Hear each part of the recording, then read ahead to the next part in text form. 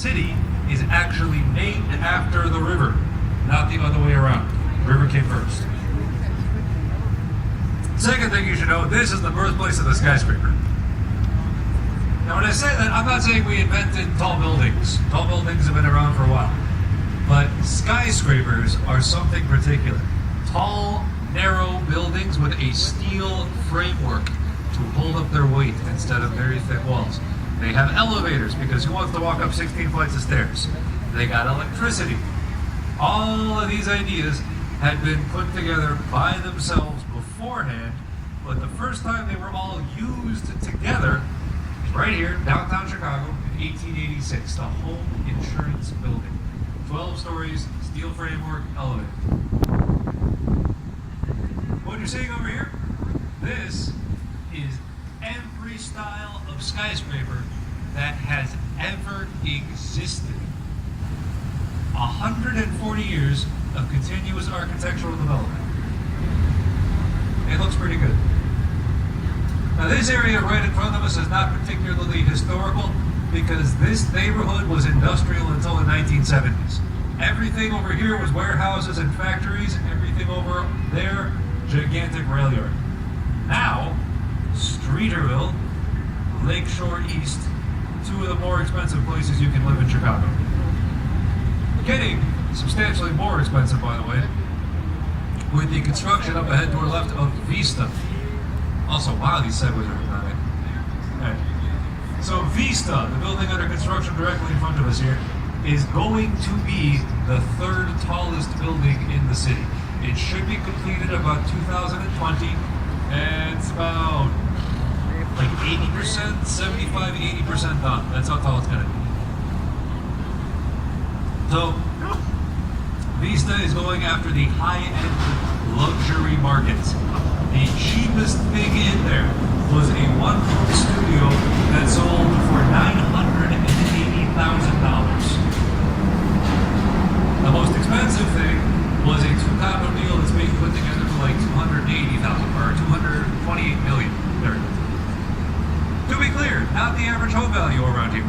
I mean, obviously you're not buying a condo in here for anything less than $2 million, but there's a couple places back over just the other side of Vista where you can still get like a two-bedroom condo for about $280,000.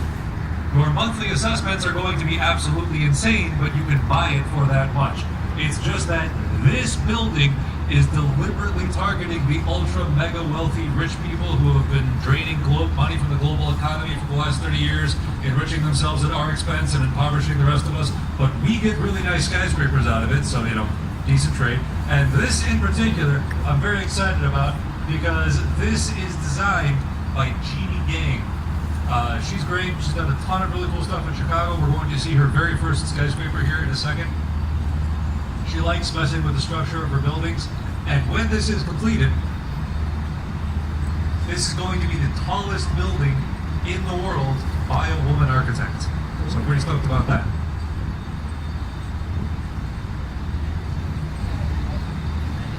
And over here to our right, you got Centennial Fountain. This got built back in 1989 to commemorate the 100th anniversary of the reversal of this river. By the way, if you did not know, this river got reversed. I'll talk about why and how in more detail later on. For right now, it used to flow into the lake. The river now drains the lake and goes this way. Everybody wait for the wedding over here. Yeah! Ah, they're too cool for us. All right. Now beyond that, you got the triangular building over here. That's the Swiss Hotel. That was completed back in 1989, designed by Harry Weiss. Harry Weiss is a big fan of triangles. We're going to see several triangular buildings by him over the course of this tour. And this is mostly for views. If you angle a building like this, you get guaranteed views in all of the river. Nothing new that's built will block your view. You've always got that river view. Behind that, we can see the curves of Aqua. So Aqua was completed back in 2009. It was designed by Jeannie Gang. This is her first skyscraper. She was a landscape architect primarily before this. The curves are balconies, and they designed this. They built a model of the area. They put laser pointers and cool things that you would want to look at, and then shown those at the model of the building. So where you see a lot of red dots is where the balconies go. If there's no red dots, that's where there's no balconies. It's kind of ebbs and flows. Up on the right, you can see the building with the yellow dome. That's the Intercontinental Hotel. It got built back in 1929. The dome is there because the building was funded and originally owned by the Shriners. And the Shriners are a club that's big into Middle Eastern themes, so dome on the top of their building. It's not functional, there's not a ballroom up there, it's just there for decoration. Okay, directly in front of us, Trump Tower, second tallest building in Chicago. It got built back in 2008, designed by Adrian Smith. Adrian Smith is an amazing architect. He's done buildings all around the world. He is most famous right now for the Burj Khalifa in Dubai, which is the tallest building in the world. But he's done tons of stuff in Chicago. Adrian Smith lives here, works here, so he loves this city, and he designed that to enhance the skyline. You look up towards the top, we got 3 patios, or setbacks. The first is at the height of the first setback of that white building with the clock tower. The third is at the height of that black glass and steel building just behind it. The second is at the height of nothing. That one is there to look good. But the first and the third, they pull in the area around it. They're highlighting other cool buildings in the city. The white building with the clock tower on the right is the Wrigley Building. This is the former headquarters of the Wrigley Corporation. It is now just office space in general. Oh, and briefly, I would just mention this right here. It's Saturday in Chicago, which means that at some point during the tour, somebody's going to get drunk and start screaming things at us from a bridge. You're all incredibly classy people. Like, I can see this in your eyes. So we are going to classily respond by waving enthusiastically. We don't want them to feel unloved like their parents did. But I do want to not scream back at them, because that's like, it's like feeding seagulls. They get louder, they get more annoying. So just like acknowledge their presence. That's all we need to do.